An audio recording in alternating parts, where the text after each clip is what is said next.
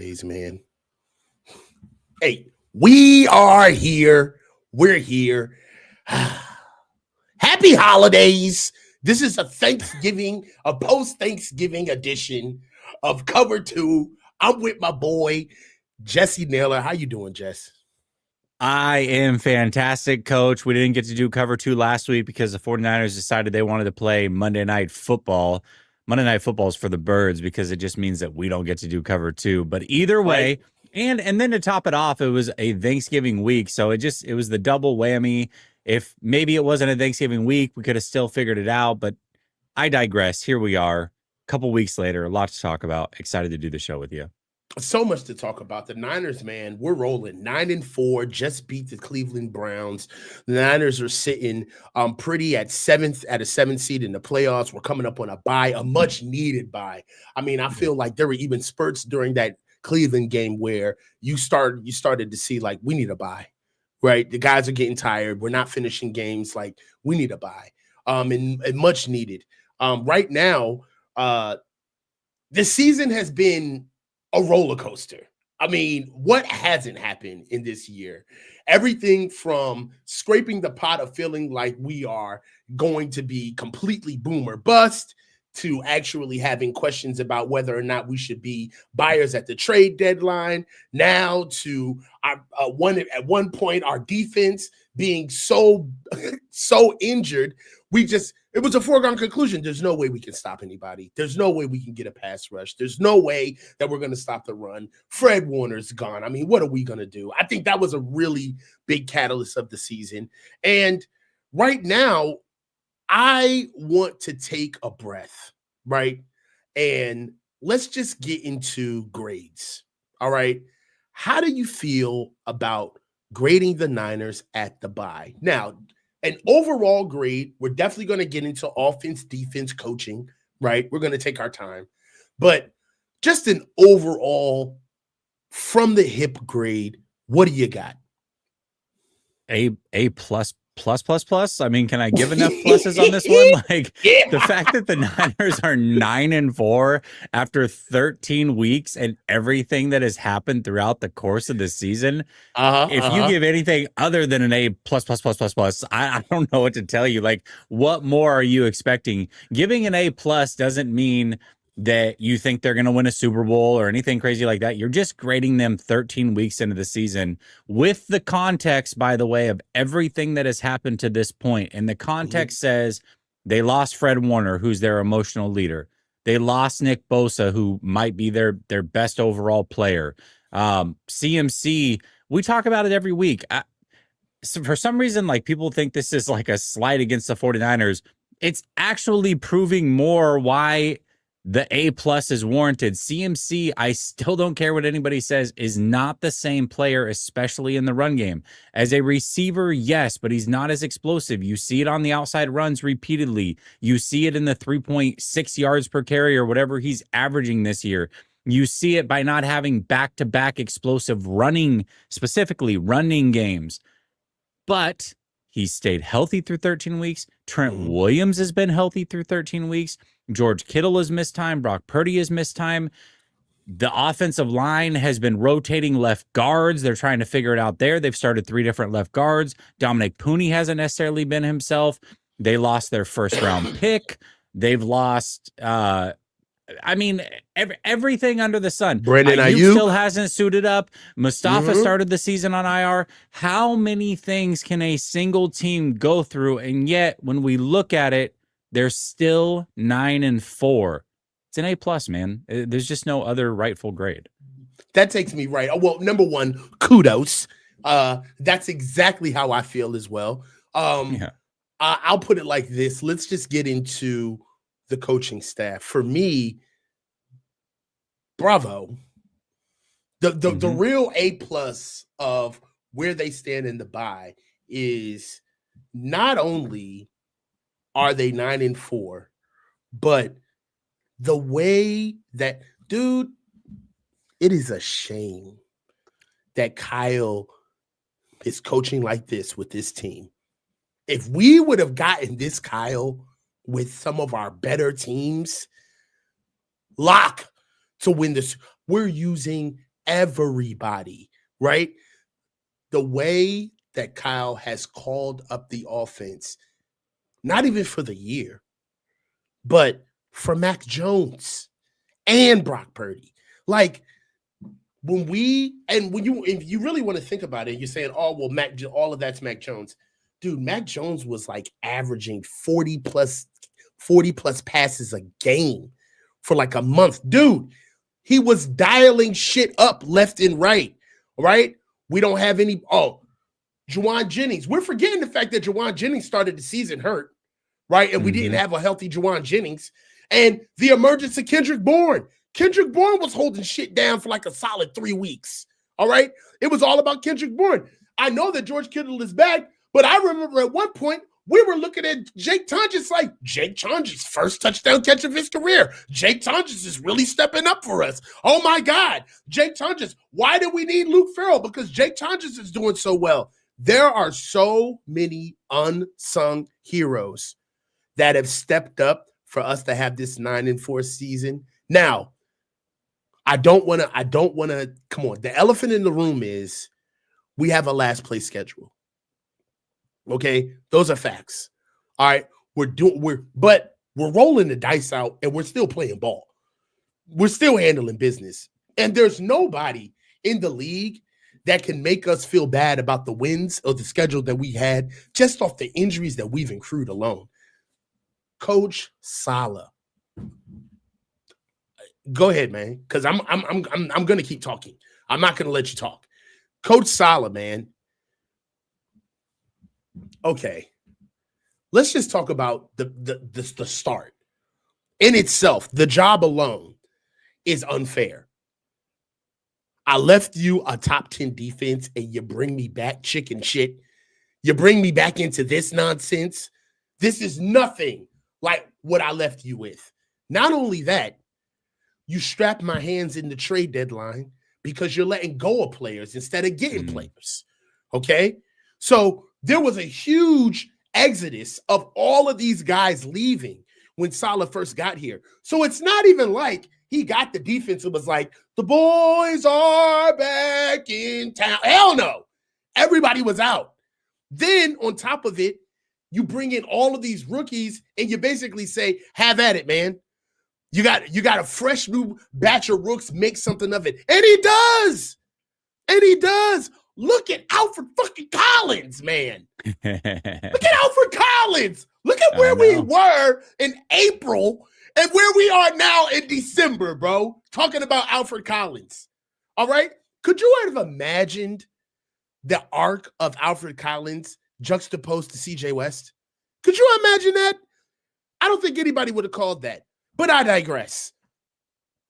Then you get a defense that immediately is playing. If this defense is healthy, I will stand by this. If our defense is healthy as constituted, like week 1 healthy, this is one of the best defenses in the NFL. If Nick Bosa is playing, if Fred Warner is still playing, all right, if Mikael Williams is still playing, if this defense is healthy, this is bar none one of the best defenses in the league with what I've seen that Coach Saleh has been able to get out of this group, all right? Then can I push back a little bit just because I do think there is something to be said. You were talking a little bit about Kyle Shanahan, and you said something really, really key that I do think applies to this as well, where you said, if we got this Kyle Shanahan in years past, who's telling basically what could have happened? Like maybe they would have won a Super Bowl or what have you. Sometimes it really takes having your back against the wall to get the best out of you. Right? Yeah. How easy is it to coach when you've got all the talent in the world? Sometimes you don't give it your all because you know the talent will just take over and win for you. So is it possible that we're getting the best out of both of these guys because of the circumstances that have happened, Robert Saleh included? I mean, he's only human. You know what I mean? Like, are we sure we would get all the exotic looks, or would he just sit back and cover 3 and cover 6 and be like, I mean, we can play soft coverage because we'll get home with 4. You know what I mean? Son, yeah, I know exactly what you mean, because that is the point that I'm alluding to, is that this season is bringing the best out of everybody. Mm-hmm.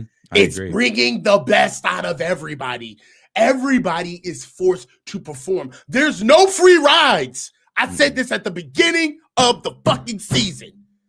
In order for them to be successful, there are no free rides. No free rides. Nobody can just say, I'm on the Niners.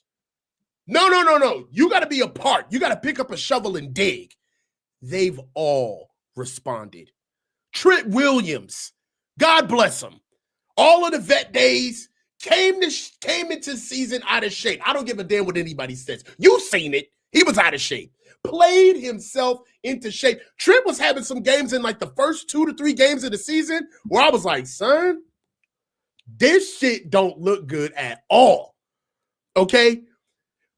Saleh being able to generate a pass rush with these guys, having Tatum Bethune ready, having him ready. Nobody called that. All right, we thought the season was done after Fred Warner was out. Mm-hmm. Yeah. All right, having him ready. Jair Brown. Shutting down Jair Brown, demoting him, putting him at dime linebacker, visibly upset. All right, pissed off, jilted, still kept him tethered to the mission. Put him in at safety. We get 2 picks out of Jair Brown. Mm-hmm. Come on, man. Come on. It's, dog, I hate to be sacrilegious and say, because it's all about the winning. It's all about the dub. And I get it. Win, win, win, win, win, win, win, win, win, win, win. But you gotta love. Sometimes you gotta be romantic about the game. This is one of the best seasons that you have had to be a part of, as far as with this regime, what they have gotten out of everybody, the coaching, all right? Coach Saleh, the defense, Coach Kasarik, bringing in more guys, getting the young guys ready. You know who else low-key has been a dog and like he does not get that much like glaze, low-key? Kalia Davis.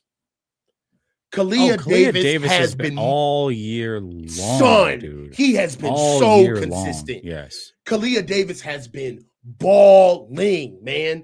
D winners, dog. Okay, I'm telling you, you don't got a heartbeat if you can say that they're not graded at an A+ coming into the bye. Honestly, no. Coming into for what they've done. It's the only logical grade to give them. That's why when you asked me the original question, which is what is the grade? 13 weeks in, I said A+++++. Like, how many pluses can you give? That's the answer. That's the only answer.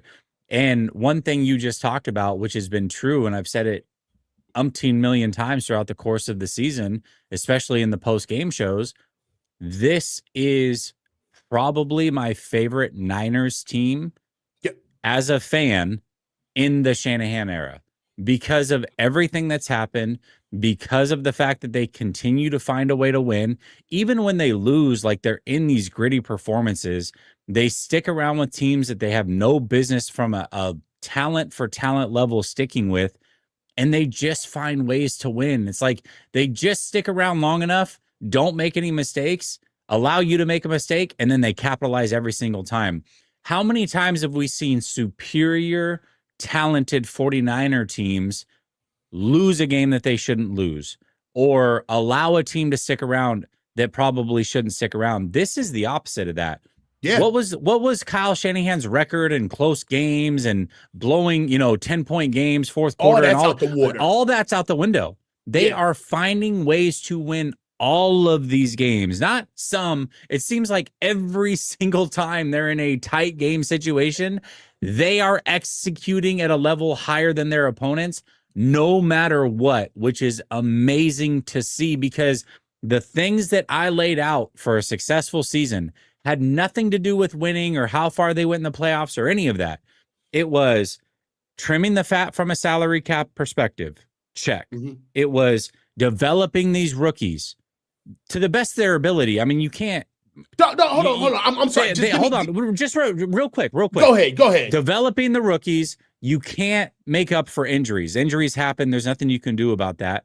And then the last thing was figuring out how to win in this league the way that everybody else has to win in this league, which is tight, highly contested games. Close Most games are decided by one score or less. The 49ers have been blowing teams out for years, and when they haven't found a way to win those games. Now they're figuring out how to win. We have to remember this is a roster that had 35% turnover year to year. This is a very new team under the Shanahan regime.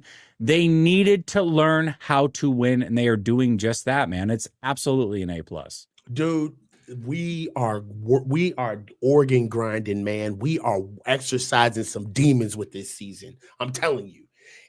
This season is showing out so many things that we struggled with for years.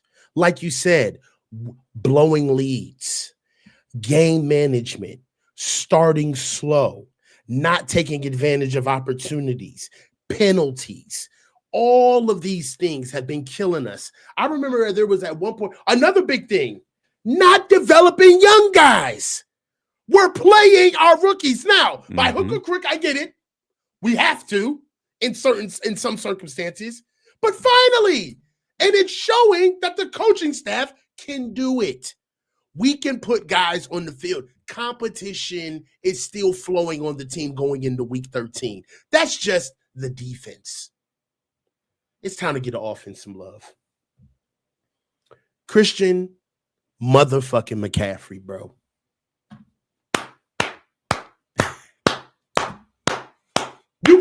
You gotta give it up, dog. Hey, he's half what he was, bro. And my man, that's James Brown. That's the hardest working man in show business. I'm telling you, all of that usage, okay? I'm gonna tell you something right now. I know I have coached and I have played with a lot of show ponies. Running back is my favorite position. I've played with a lot of guys that they only want to play when they look good. They only want to put out maximum effort when they got the right starting offensive line or they getting the right reps that they need, okay? I'm going to tell you something about the run game. It's a labor of love, all right? And a lot of times, the 2.7 yards per carry, the 3.3 yards per carry, in an aggregate, yes, it's less than what he's used to. But the man is getting older, all right? Have some respect for time, all right? It is what it is. He ain't going to be the same all the time. We're trying to get this version of Christian McCaffrey out. What he has done with his body thus far, he's gotten every last drop of productivity out of him. He's a true pro. Even with him losing the punch that he once had last year, Christian McCaffrey is still getting used more than he ever has. At one point, top 10 receiver in the league, still running the full menu of the run game, inside and outside zone. All right, respected amongst the league, and still, dare I say it, the same way Trent Williams, he's earning his goddamn money, which is more than I can say for some people for the Niners. That seems to be something that's a privilege nowadays. Christian has been the tip of the spear for this offense when nobody thought that this offense was anything. Another thing moving forward is that the offense is going to have to start carrying the defense even more once we start seeing teams later into the season. Talk to me about who you have been impressed with offensively, and give me your grades of the offense overall.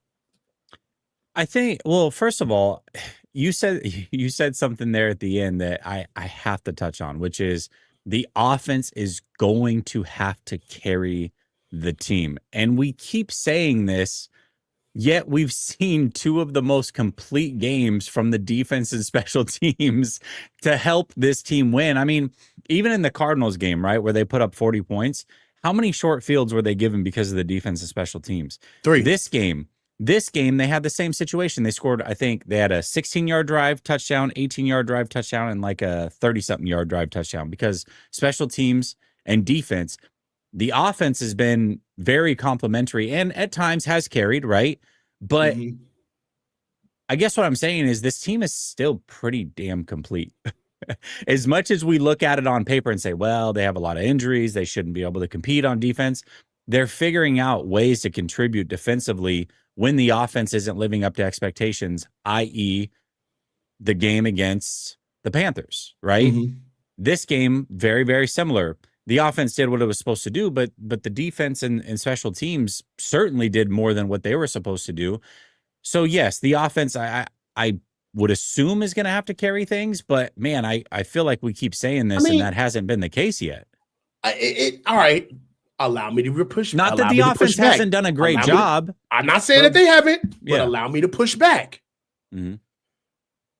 Was the offense not carrying the team when we couldn't get a rushing touchdown for 3 weeks, but we were still winning games by throwing the ball damn near 50 times a game?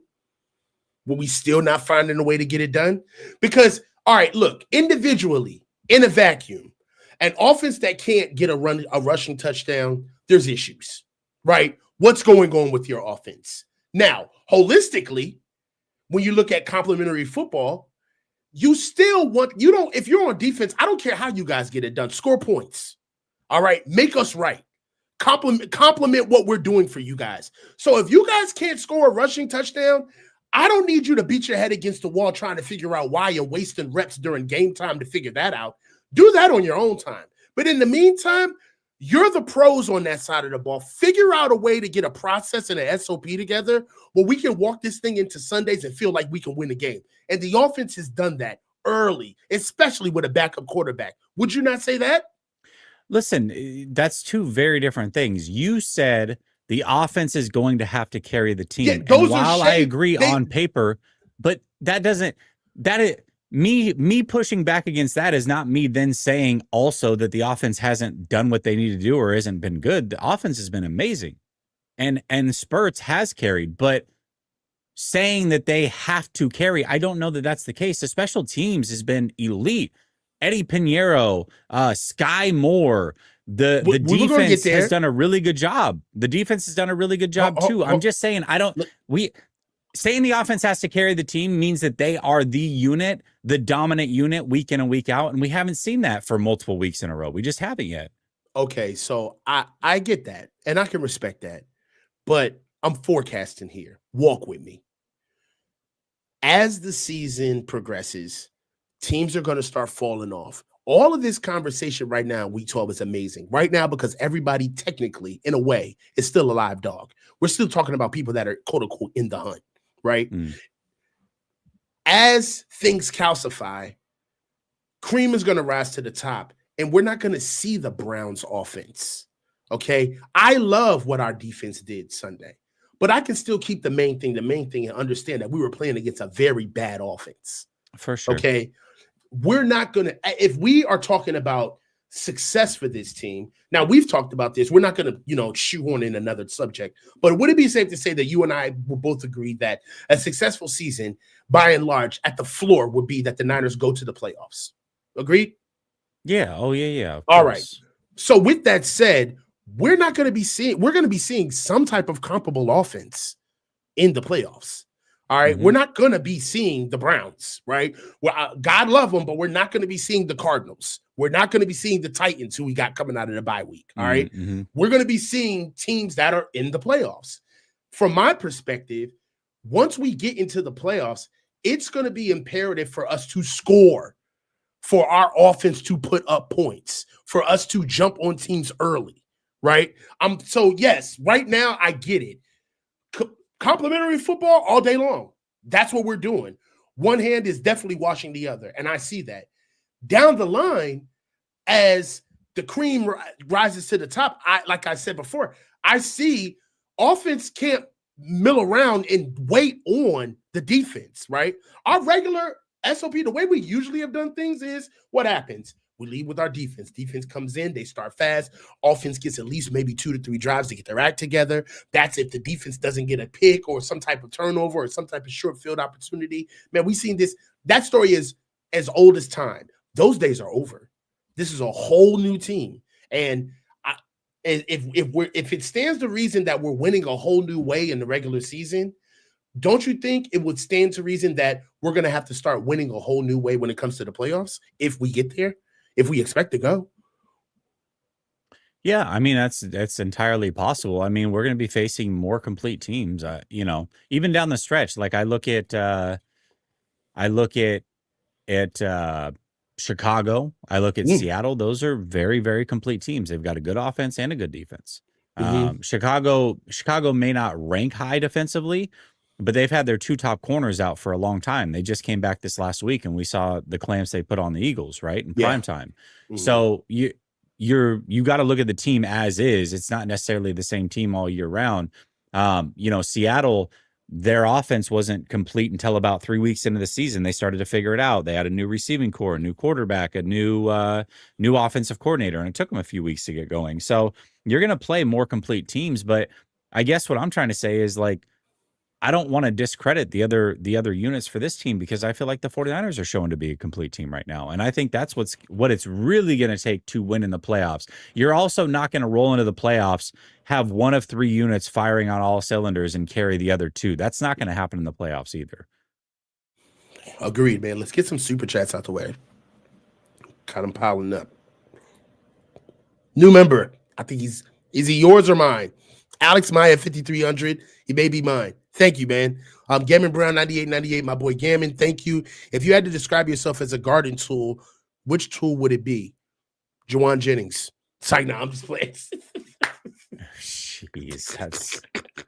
I'm just like, I can't help myself. I cannot help myself. I'm sorry.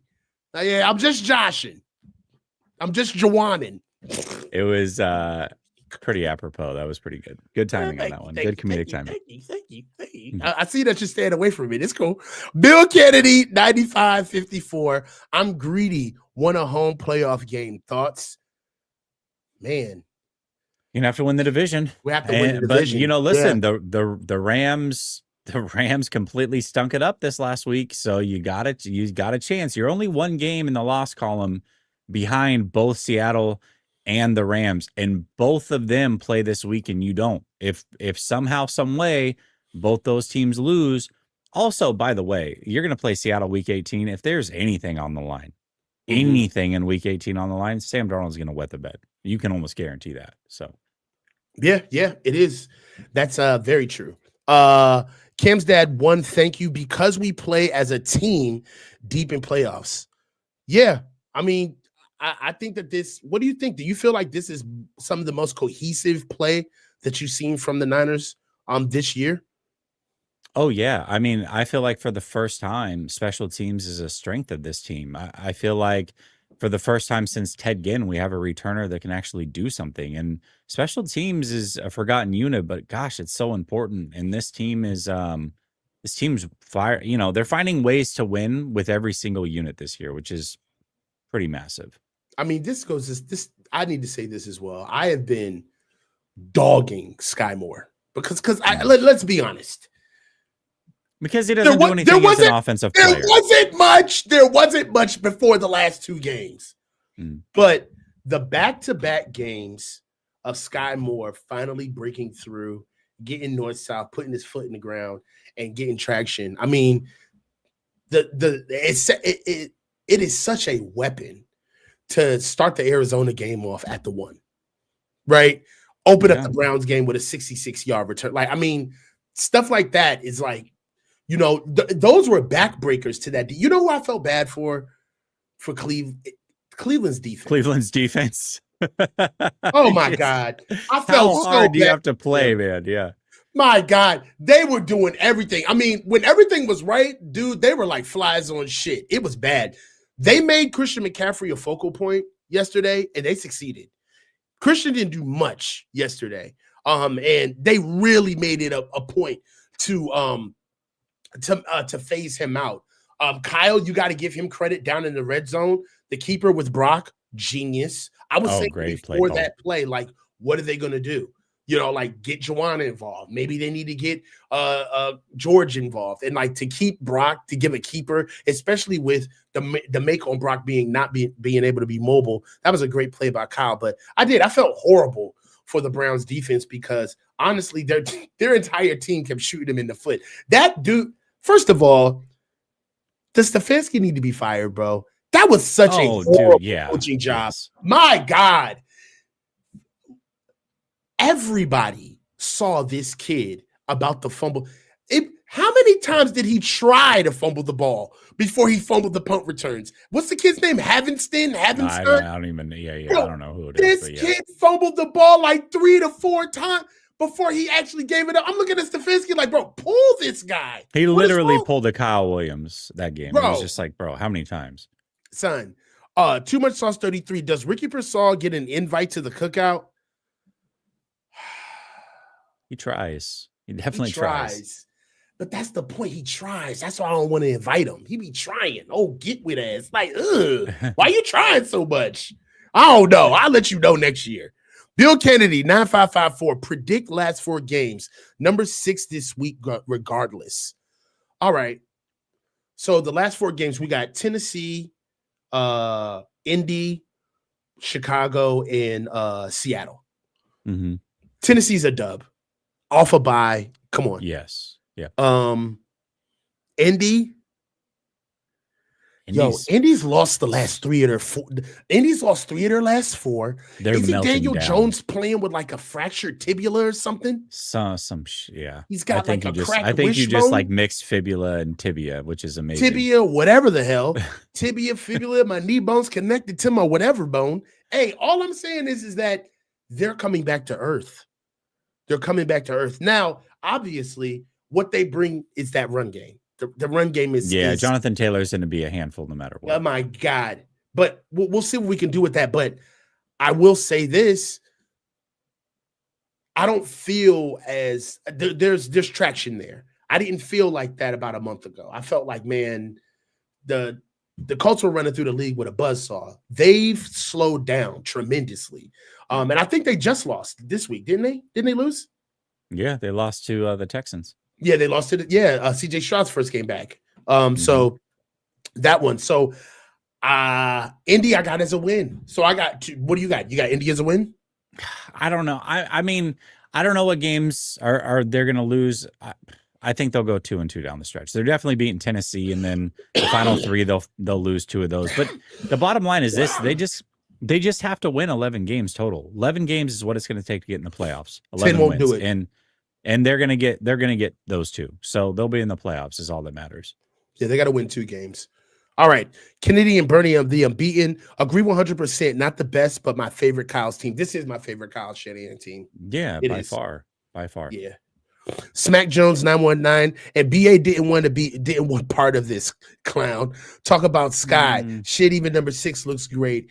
If we could have picked up one A1 edge, this could have been our year. We're gonna talk about that. I don't know about BA not wanting to be here. Let me say this about the BA stuff, because it's all over the place now. I think it's like Game of Thrones now. It's just like it's grown upon itself. We don't know what's going on. I don't think anybody does. And honestly, I'm okay with that. As fans, we don't deserve to know everything. We just deserve to know the truth. But from the standpoint of whatever happened between BA and the Niners, I don't feel like it's over. I feel like it's still ongoing. And anybody talking in finalities is outing themselves as definitely being full of shit, because nobody knows what's going on, honestly. You see Joseph Umberg, 7381. Niners beating Pats or Broncos in the Super Bowl. F Brock Purdy. God, dude, those things do not go together. I will say this is the most wide open that the NFL as a whole has been in a long time. The fact that you look up and the 1 and 2 seeds in the AFC are the Pats and the Broncos. You're not looking at Mahomes, Jackson, or Allen, the juggernauts that are over there. Now, I do feel like at least 2 of those 3 teams make it, and one of them will end up in the Super Bowl just because quarterback play is so important, especially when you get to the playoffs. But also, I don't know, because Drake May's kind of turning into that dude. He really is. So if he can continue that in the playoffs, man, they're going to be a real tough out. Drake May is definitely turning into something. It's not your uncle's AFC. No. So let me see. Papa 7146. Bosa still leads the team in sacks. What a weird year. Yeah, That's man. insane. I don't know. Alex Maya 5300 playing like some dogs, knowing nothing easy around here anymore. I see our issue because you have to keep your head straight, but I'm loving this team and the grit. Yeah, this has been a phenomenal year. We have another gifted 10 memberships from Gaming Brown. Gaming, you're my dog, bro. Thank you so much. Nice, Gaming. Also, Tommy Hexley, K5D, gifted one last second sports membership. Awesome, dude. Thank you, guys. Tommy Huxley, K5D. Coach said Brindle is protector of the year. No, I did not. No, I did not. That's you just trying to rage bait me right now. You know exactly how I feel about Jake Brindle. Stop. Daza 0187. Browns win was good, but the last 3 games is a nightmare stretch. We can go 3-0 just as easily as 0-3. I don't feel that way. Yeah, I mean, maybe. I don't know. I don't know. The Browns win was so impressive to me. I get it. It's the Browns. You can look at the record, but again, context matters. And this is I put this out on Twitter before Brock Purdy even had a touchdown in the game. So it was halftime. And I said, this is why I don't box score scout. And because if you look at the box score of this game, you wouldn't be impressed with what Brock Purdy's done in this game. You would be very impressed with what he did box score wise against the Cardinals. But I was more impressed with the Browns game, again, before he even had a touchdown, with the stats being mediocre or whatever, than I was with anything to do with the Cardinals game. And the reason that I was more impressed is because there was wind involved. It was a tough defense. You're on the road. 13th week in a row. I know it wasn't 13 weeks for him, but for the team, short week. And on top of that, he wasn't putting the ball in harm's way. So to me, that was more impressive than going out against a bad Cardinals team and performing the way that he did. So I look at the Browns. I was impressed with not only Brock, but just the team as a whole. You got to remember Kyle Shanahan was like 1-9 against Schwartz before that game. Like, the way that they ended up dominating that game, it's pretty impressive, man. It is. It's an impressive win. Grade out Brock. What did you give him this game? This game, A+. Yeah. I mean, listen, again, there were so many circumstances that went into this game. And the biggest thing for me with Brock is just playing within himself. That's why I was such a big fan of what Mac Jones was doing, man. You have to play within yourself. It's not like Mac Jones is a world beater, but Mac Jones knows exactly who he is. Brock has to know who he is too. He has to understand he doesn't have the big arm. He's not going to go out there and Lamar Jackson or Josh Allen wow you or what have you. You don't have to be that guy. You just have to play within yourself and make 2 to 3 timely big plays a game. I'll give you an example. That throw to Kittle, the 50-50 ball, if that was done on a first down in the first quarter, that's a dumbass throw. You don't make that throw. But sometimes there are places and times to make that throw. A throw on third down or with the game on the line, because the offense has been struggling all game.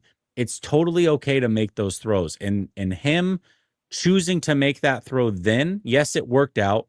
Yes, you could say it was a 50-50 ball, what have you. It was is very different. It was. But it's very different in the time that he did it versus down 1 first quarter, which is what you see from him on a regular basis. Like, dude, why are you throwing into double coverage or throwing a 50-50 ball on first down when it's a 0-0 game? That doesn't make any fucking sense. But doing it when he chose to do it, it's that game, I felt like he mentally played perfectly. That's what I want from Brock. Mentally play a perfect game, let the rest fall into place, and don't put the ball in harm's way, man. And that's what he's doing. That's what he did in that game. So you have to give him full credit for that. I love that. I was much harder on Brock, man. But listening to you, man, I'm realizing how hard I was on him.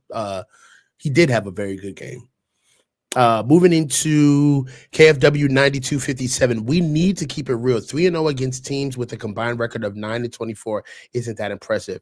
Our injury situation is ridiculous. LOL. 3 healthy linebackers. Now, let me take this one for a little bit. You're talking out of both sides of your mouth. Because on one hand, you're saying that the being 3-0 against teams with a combined record of 9-24 is impressive, but then you finish off with talking about our injury situation and how ridiculous it is. So which is it?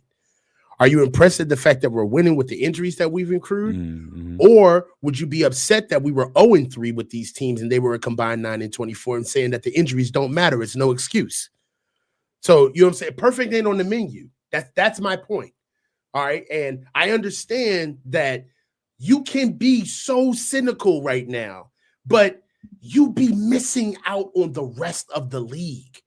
The rest of the league, this is what we're trying to say.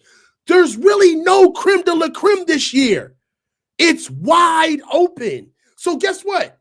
In a wide open season, a last place schedule doesn't really hit as much as you think it would. It doesn't have the same effect. It doesn't.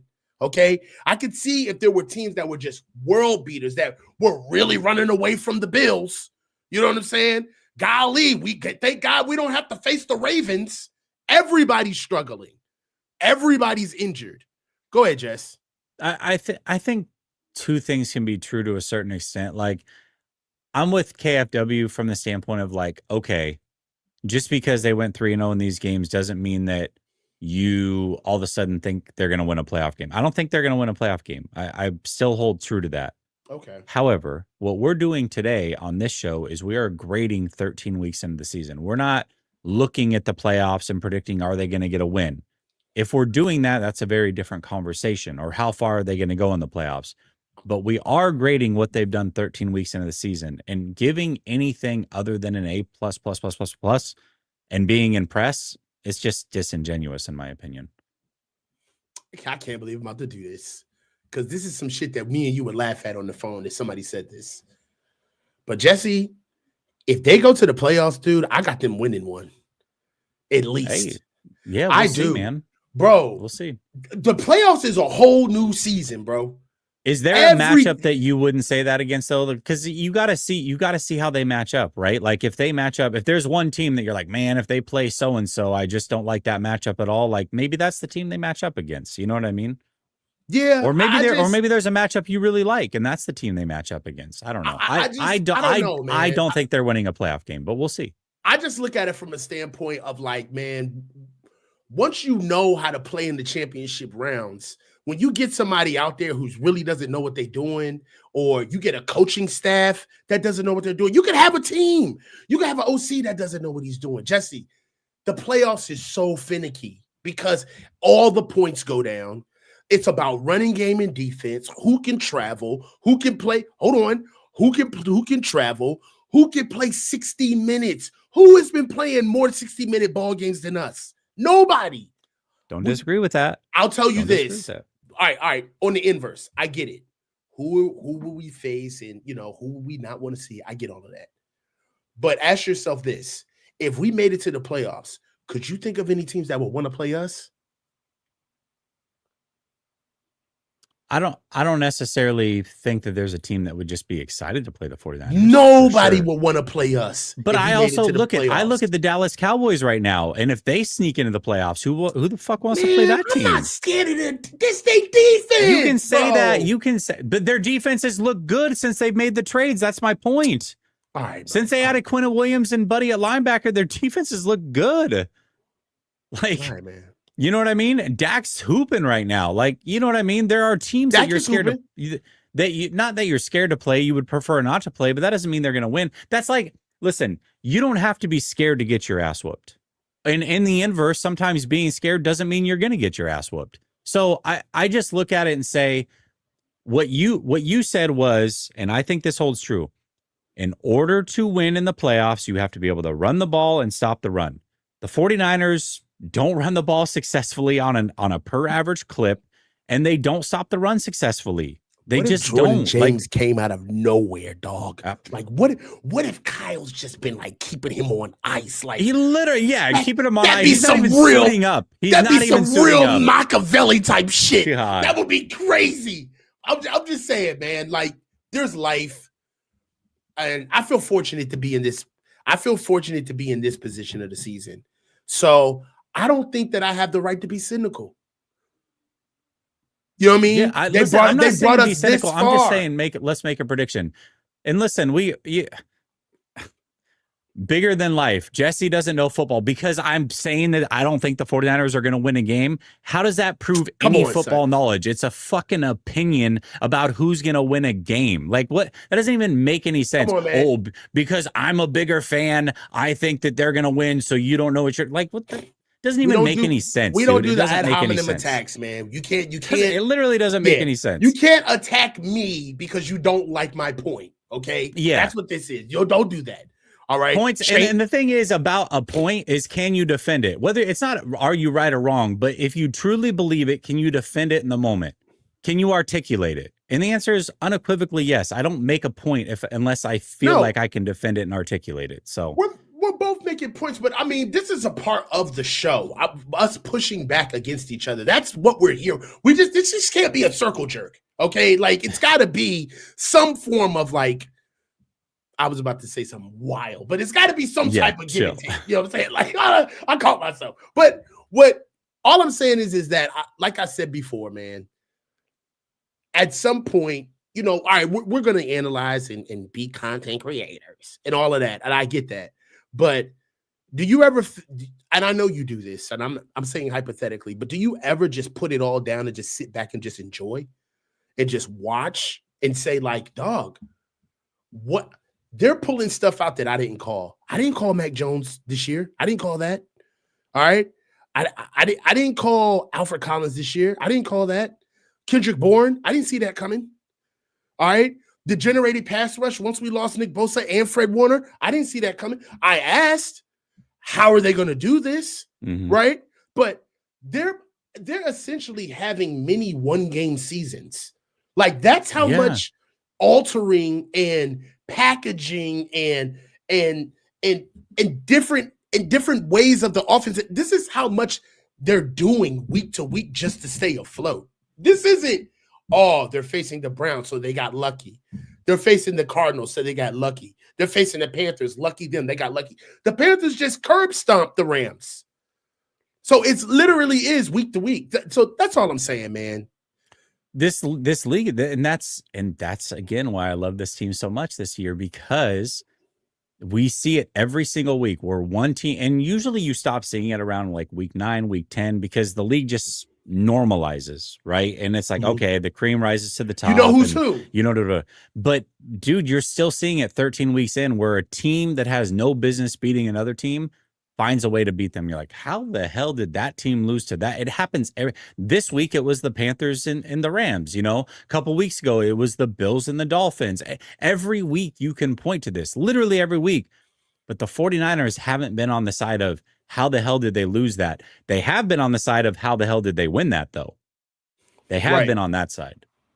Hey man, well at 9-4, we're creeping on that side of how the hell did they lose that? You know what I'm I saying? want to address this real quick too, because this has got me fired up. There's nothing that gets me fired up more than people like trying to like check my fan credentials. Go ahead, bang dog. Half Dead says, I'm pretty sure Jesse loves football. True.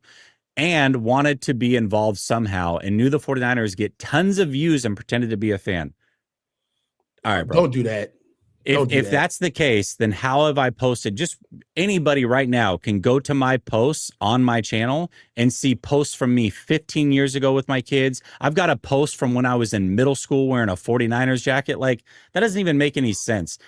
So I somehow conjured up in grade school and middle school, like I'll wear 49ers gear now because I know in 30 years, YouTube will be something and the 49ers specifically come on, man. This doesn't even make any sense. It makes no sense. You can't fake it, man. like if in those, let's be real. There are some who are, you know what I'm saying? And it's pretty evident, but like, come on, man. Let's be a little respectful. So look, Cam's dad, coach, Ricky's getting separation, not targeted. Okay, what's your take on Ricky, bro? The problem with this is that I do think that Ricky has a little bit of who was the cat man? What was his name? Pettis. Little Pettis to his game, and not in a bad way. Like I'm not trying to like disparage Ricky. What I'm saying is, he's a loose route runner. He doesn't run his routes as precise sometimes as this offense in particular calls for. And so, yes, he may be getting open, but is it possible that the quarterback has his eyes on him and then looks away because he's making one shake too many, doing a little too much? And so he gets to the top of his route and he's open, but the quarterback's already taken his eyes away because he needed to hit. You have to understand this offense is so timing based that every single hitch means a new read. So when Brock Purdy hits his back foot, that's read number 1. When he hitches up, that's read number 2. When he hitches up, that's read number 3. If he's looking during a specific hitch and Ricky isn't open, then he's got to move on. And so, yes, Ricky's getting open on film, but that doesn't mean that he should get the ball. You understand me? I understand exactly what you're saying. What you're saying is that he takes false steps and he tries to look way more athletic than he is. I just hate that. I'm sorry. Instagram route runner to a certain extent. Man, he is a social media All-American, dog. I literally can hear the sound effects when he makes his routes on film. Ricky, get upfield, make a cut, and get open. You know what? There's a little bit of Brock Purdy and Ricky Pearsall in that Ricky Pearsall thinks a little bit too much of his skill set too.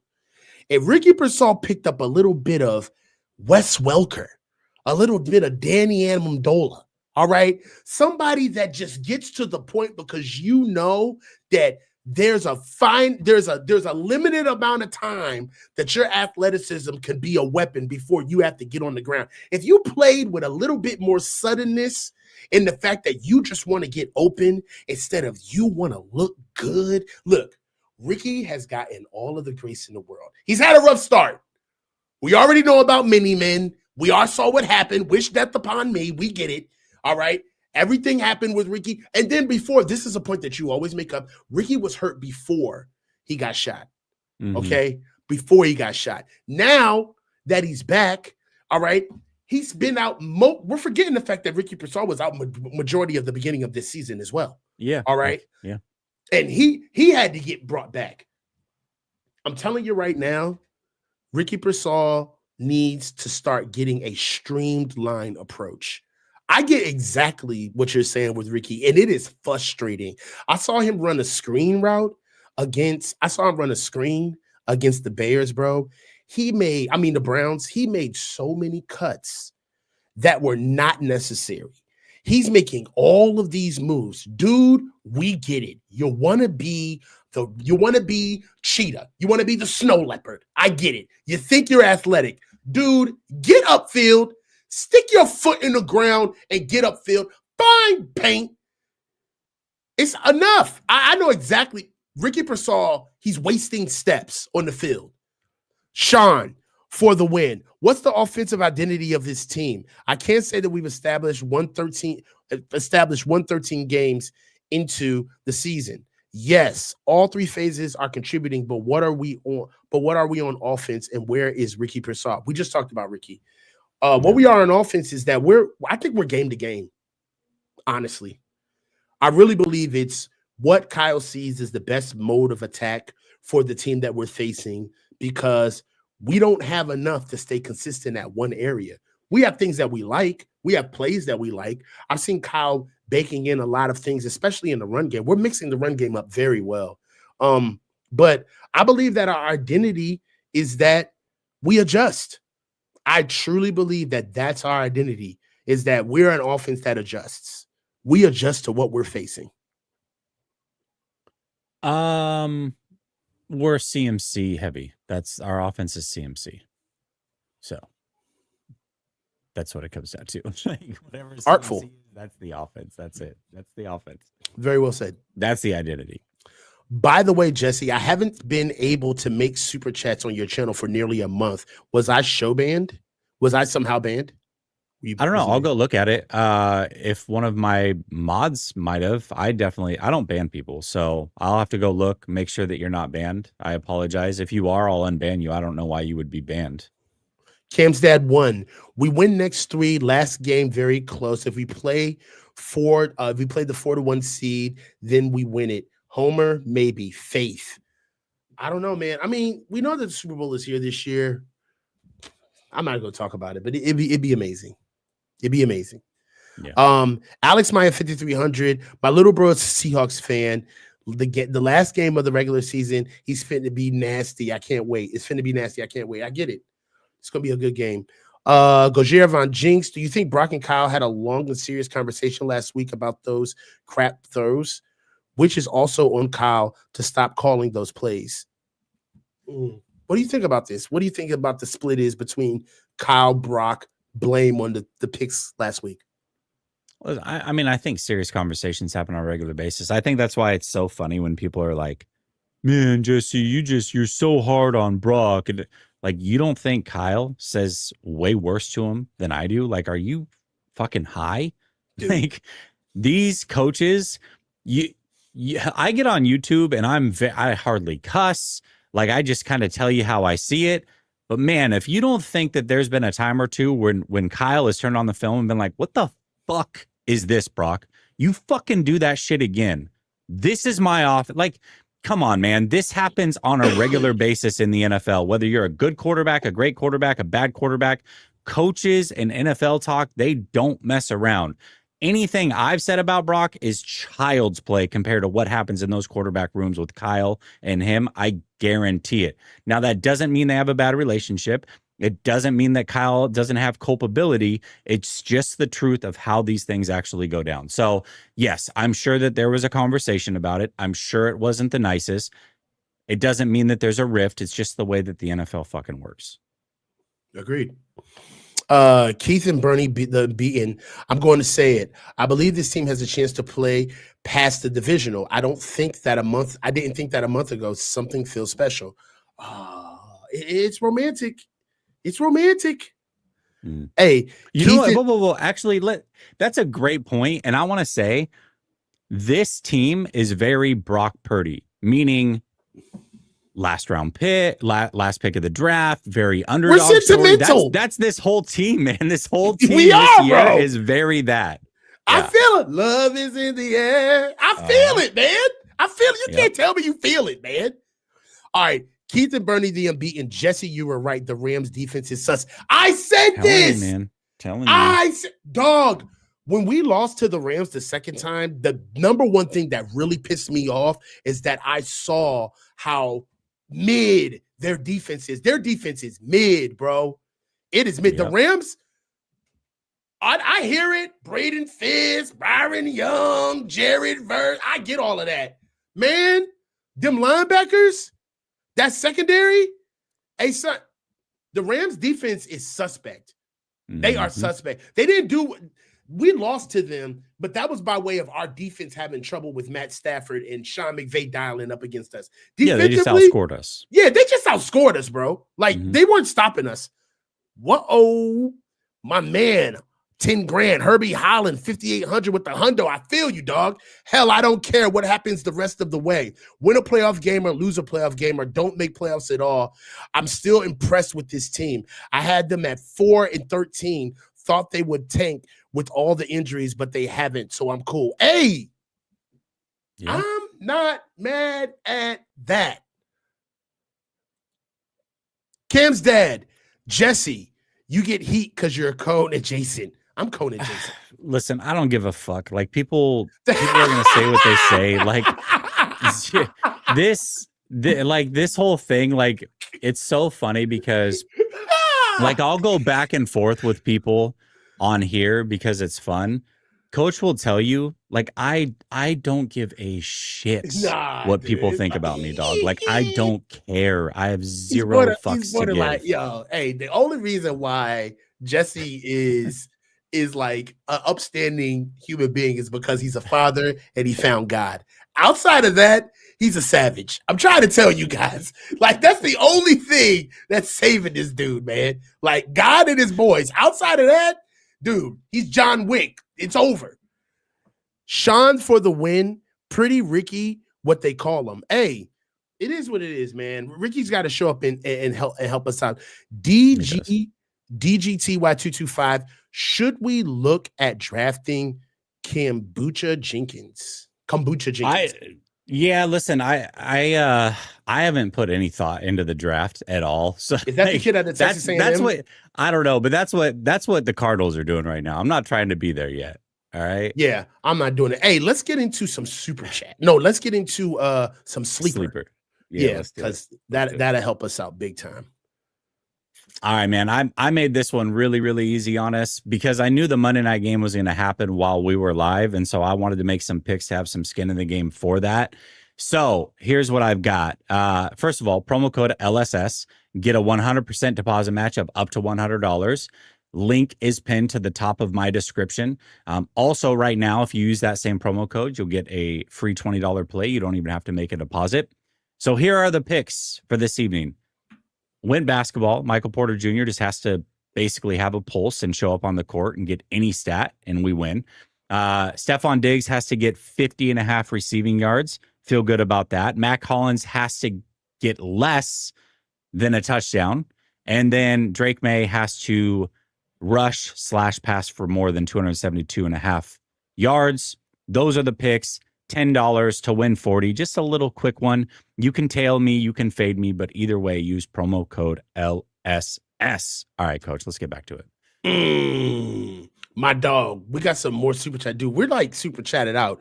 Gammon Brown 9898 at Jesse. As a mod on both streams, I will have to time you out if there's another F-bomb.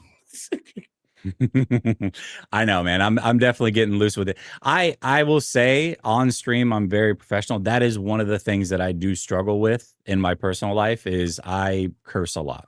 So what you see here is me really tailing it back for the algorithm. I don't curse enough. R Heart 22, Shanahan, BP, Brock Purdy, CMC, Kittle, and Trent. We always have a chance. It's kind of nice not having all the high expectations as well. Love this team's grit. That is true, man. What is it? Is there a factor on is that nobody really expects much from us as far as like the overall NFL world? That does it feel good that, maybe kind of people don't see us coming? I think that's a stretch. I think to our heart's point is that you see the uniform, you see Kyle Shanahan, you see that cast of characters.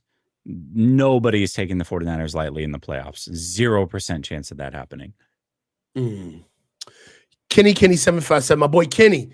I'm glad we finally got rid of that loser mentality. I never understood why the coaching staff are so afraid to just go for it. You play the game to win. Plus, we've seen crazier shit happen in the NFL. We have, bro. We have. I just don't. What I want is for us to win the games and finish out the regular season. I don't want the conversation to be about, man, anything could happen, because what that says, the elephant in the room is if you take that narrative, that's almost saying as though like, well, you don't have faith that you can just win, period. You're banking on something crazy to happen. And I don't want to have that attitude as either. So yes, anything can happen, but from where we look right now, I really want to see what these guys look like coming out of the bye. Now, dude, if we come out flat against the Titans, all's not lost if we lose to the Titans, by the way. Numerically, we're still in it. Nothing changes, honestly. No. But it would be a major disappointment to lose to a one-win team coming off of a bye. That would be just as disappointing and unimpressive as beating Cleveland was exhilarating and very impressive. For sure. Another super chat from Herbie Holly 5800. I've been a fan since 97. My favorite 49er is still John Brody. I watched Steve Spurrier quarterback the 49ers. Fans need to enjoy the experience of the team. Stop being so fanatical and personal. Good Lord. Yeah, I mean, it is. This being able to sit back and watch what they've done this season, it truly has been a joy to watch. Honestly, if you've ever been to a great show and you finish and you see the work, you are in awe of what they've been able to put out on the field week in and week out, based especially off of the things that they've shown that they've been worried about in years past. Like, they're not going to play rookies. They're just not. Kyle's not going to put guys on the field and change things necessarily because he's going to go with what he knows. Kyle has even changed. I think that there was a blessing that Matt came on, because there were elements of the offense that I feel as though got married over once Brock came on, i.e., I believe that Kyle really had to hone in on his 2-minute drill because that's a strength of Mac Jones. And I believe that he had to, that's something that we don't necessarily do here, right? Where we really phase and work on the 2-minute completely. Like I remember during certain years where they were saying like, yo, we don't really practice 2-minute. You know, we have offense, but we don't necessarily work that SOP through. That helped. Tempo on the offense, being able to pick up the damn pace. We have been one of the league's slowest offenses all the time. Being able, Mac Jones stealing drives, scoring before halves, finishing out things, especially with Brock Purdy. Dude, it's been a joy to watch. Yeah, it really has. Blue Bronco 48, ready for a Jake Moody homecoming against Chicago? Man, Jake Moody has been passed around like a college freshman, boy. I don't know where else he gonna be at. Jake Moody is getting tossed up. Hey, man. Well, look, these are the end of our super chats. Jess, we've been on for an hour 5. You got some time for another one, or you want to go? Let's do one more. Let's do one more. I feel like we've touched on so many. We've kind of already hit most of our topics that we're going on. Let's just go with one that's cool. Juwan, what's going on? Like this is about to be an after-school special sit-down talk. Here we go. Okay. What is going on? Juwan Jennings is one of my favorite players on the team. But apparently, he's a garden tool. Hey, listen, there's been a lot going on with Juwan Jennings, and we love his fight. First off, let's just talk about what he brings. Juwan Jennings plays to the echo of the whistle. He's always playing full tilt. One of our most physical players, forget receivers, players on the team, definitely brings the noise.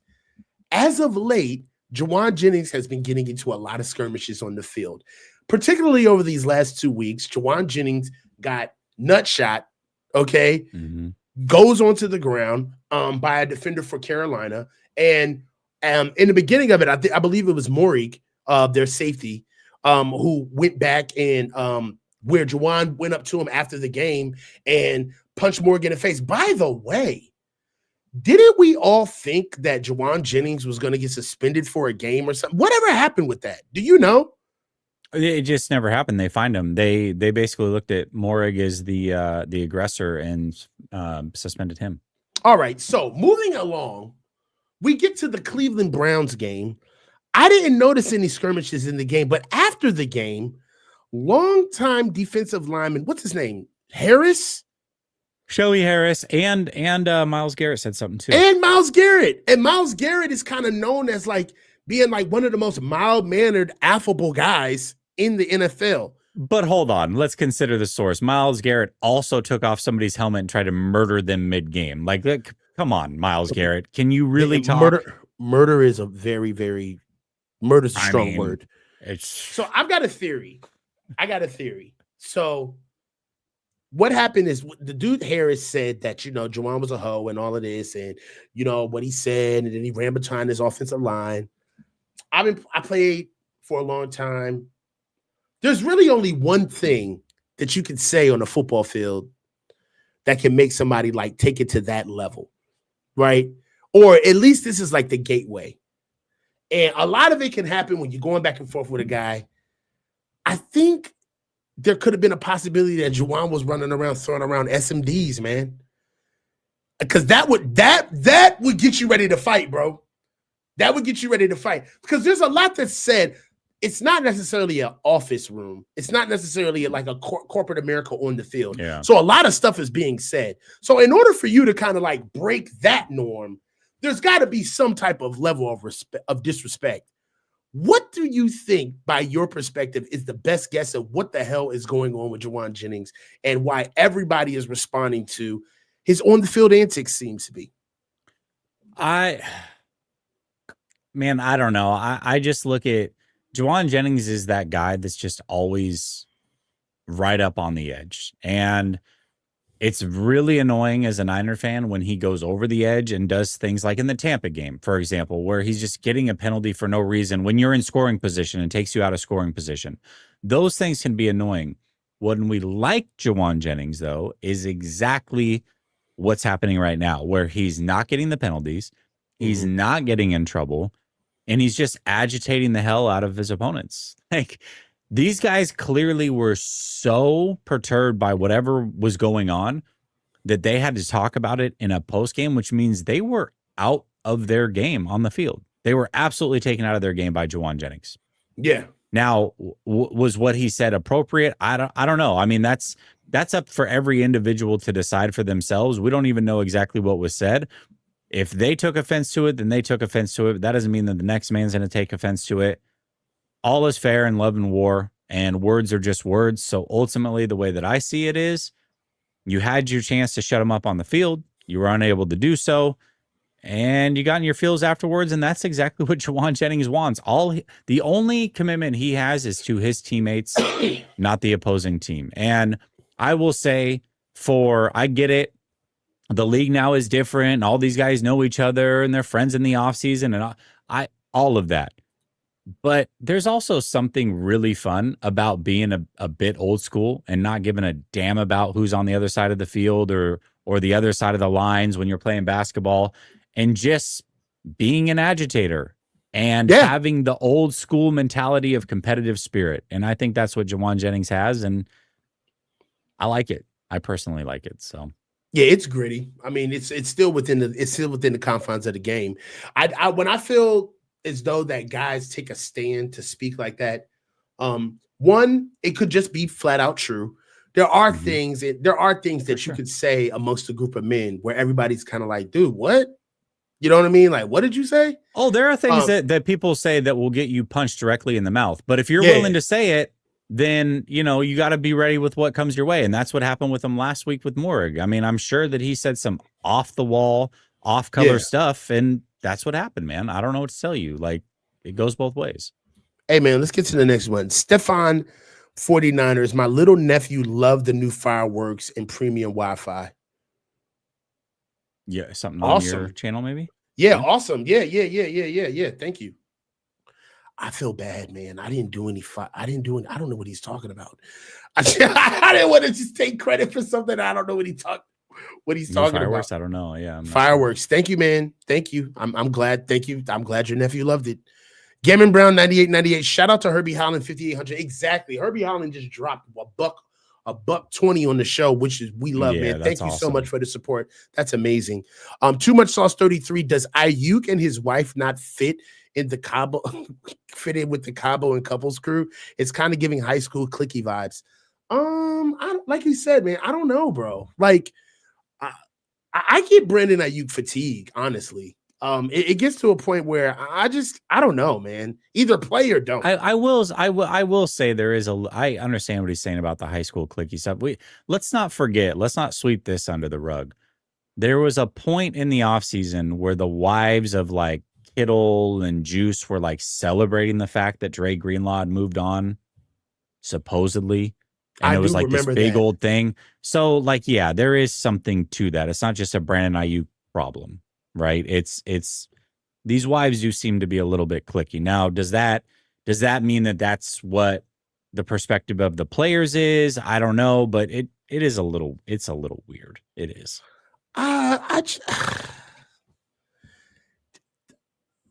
Honestly, bro, that's on every football team, man. It's a hierarchy, bro. It's a lot. It's young people with money who think they're way more important than they are. That's just what it is. And they've got a lot of time to care about a lot of stupid shit. That's just what it is, bro. I got to go to work tomorrow morning. I know you do. You know what I'm saying? I don't know what they have to do, but they got time to worry about that dumb shit, bro. So, I mean, look, it is what it is. I get it, but I don't want to make it look like it's just like this toxic Niners thing. That shit happens all over the league, bro. It happens on every level of the game, too. So, hey, it is what it is. Hey, man, we've been up for an hour 13, Jesse. This is probably one of the best shows that we've done. Tons of super chats. Also, we only got to literally 2 topics in true cover 2 fashion, which is what we always do. What do you got coming up for the rest of the week, brother? Yeah, man. Well, no Behind Enemy Lines because they're on a bye week. Maybe I'll do a call-in show Wednesday to replace that. I've got a show with Sunil tomorrow. And then, of course, we've got 3 Deep with you, Grant, and myself, which is a perfect time to plug the memberships of all 3 channels. If you're a member on Grant's channel, my channel, Coach's channel, it doesn't matter. You don't have to be a member on all of them. We send out a link to that show the day of. So every single Thursday, Wednesday, you'll get a link to the show hours before we go live. You just click on the link. It's for members only. It's kind of our way to give back to the members. So we appreciate everybody who's a member on any of the 3 channels. Yeah, 100%, man. We want you guys to come on, and also being able, the cooking shows are coming. I got some good stuff for y'all on the memberships, dog. Hey, man, Coach can cook his butt off, man. He can cook his butt. Let me tell you. Hey, man, I got some stuff for you. Hey, man, we did some St. Louis ribs and some salmon for Thanksgiving. It was a hit. Hey, this is the coach signing off. Stay low and keep your feet moving. Peace. Holla at you guys.